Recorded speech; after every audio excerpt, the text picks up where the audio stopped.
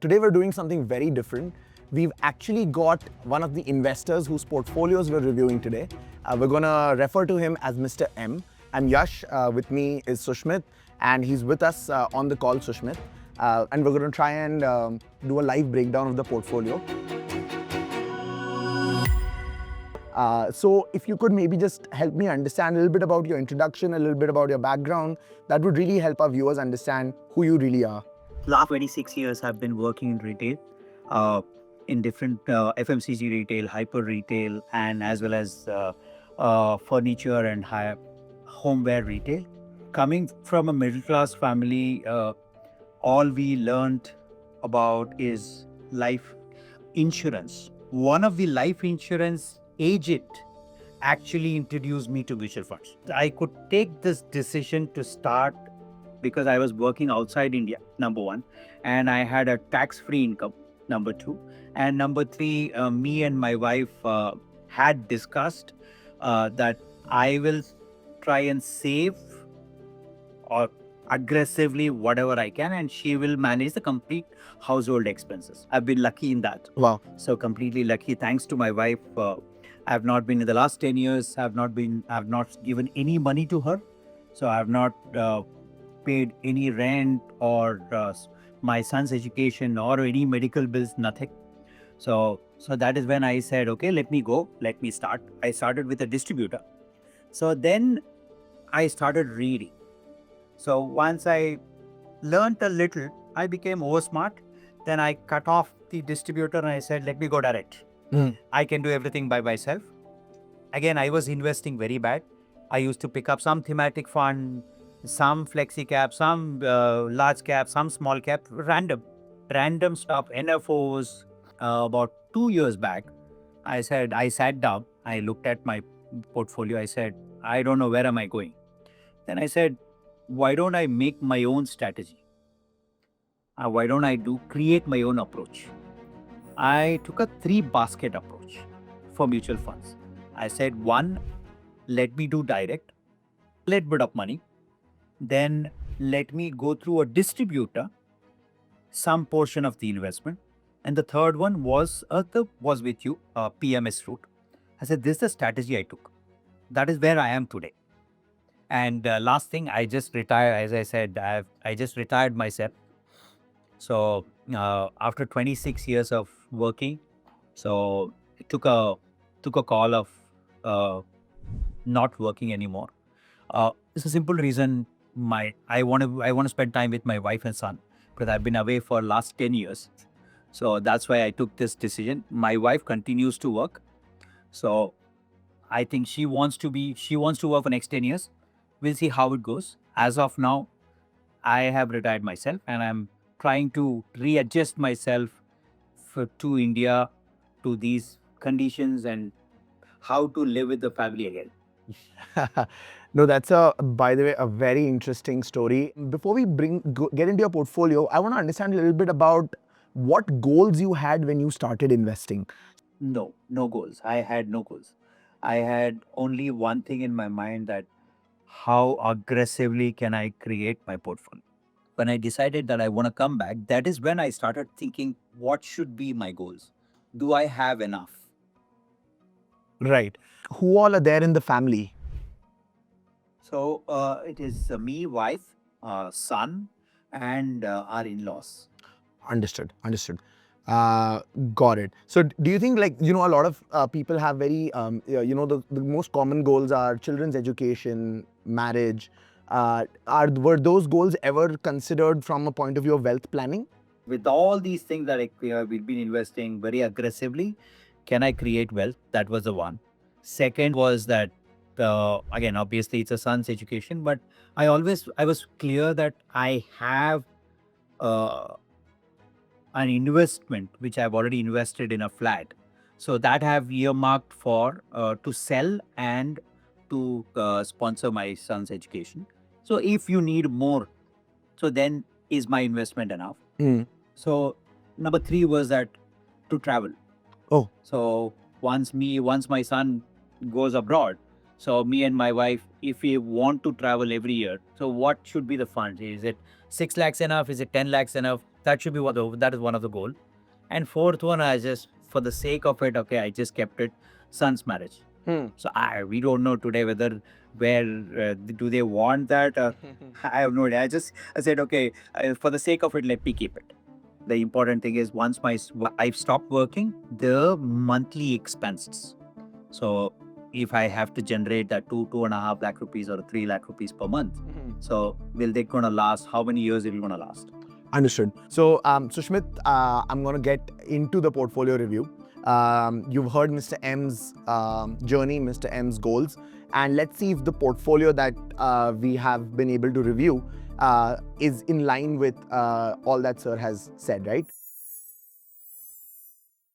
So currently we're going to look at portfolio, right? And I can see that the invested amount of this portfolio is 4.5 crores.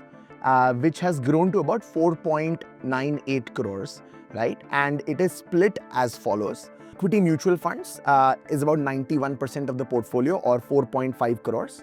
Stocks is 6.89%, or 34.27 lakhs. There is about 2% is into fixed income mutual funds, which is about 10 lakhs.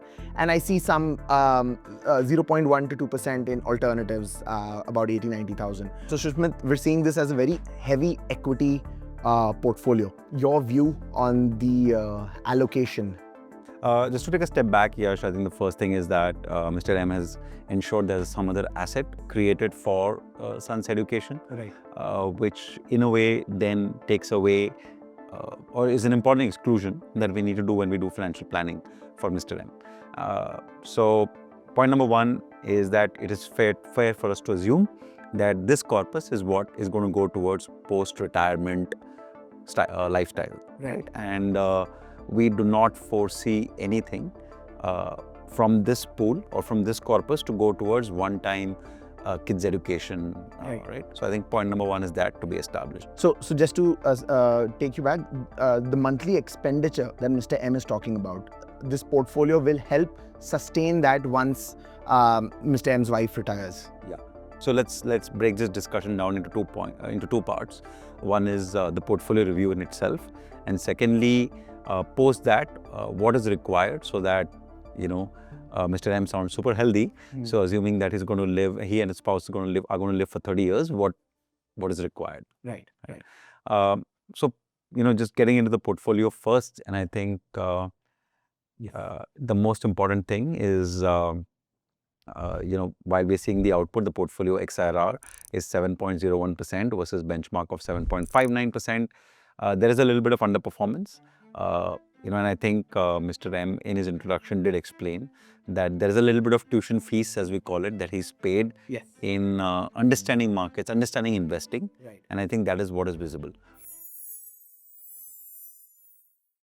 We've always on this episode spoken about what is the ideal number of mutual funds an Indian investor should have or is enough. How would you look at these 21 mutual funds in that light?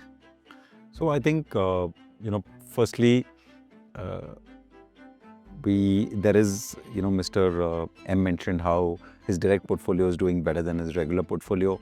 And I think that comes to the point that we've been discussing for the last few episodes, that there is a straight 100 basis points difference in terms of cost. Correct. Between direct and regular. And, if you look at Mr. M, I think the split between direct and regular is approximately nearly 40-60, which basically means that, direct funds, so 40% of his AUM is optimized. And you can see the difference in TER here. It's not even 100 basis points. Yeah. It's up nearly 120 basis points, right? And I think that's a key part of the return.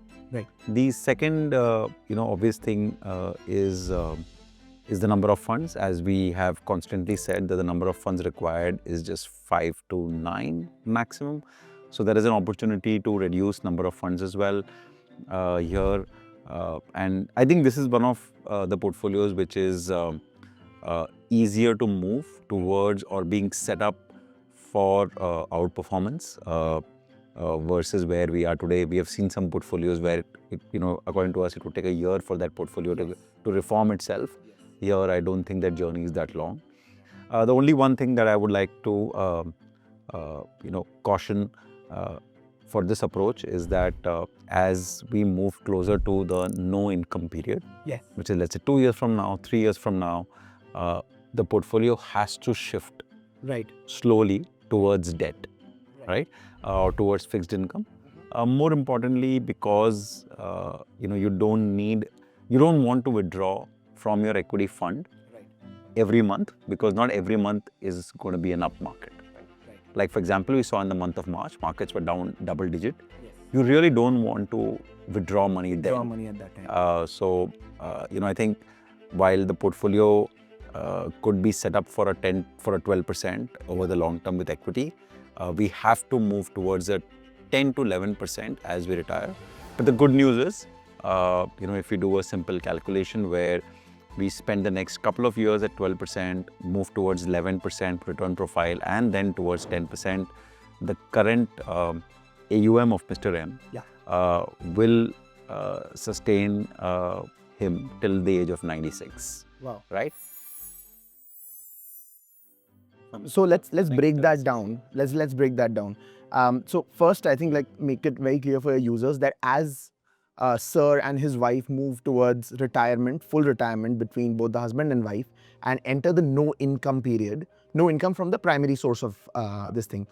At that time, a 90 equity, 10 fixed income could pose challenges. Yeah. Yash, the best part is 5 crores today.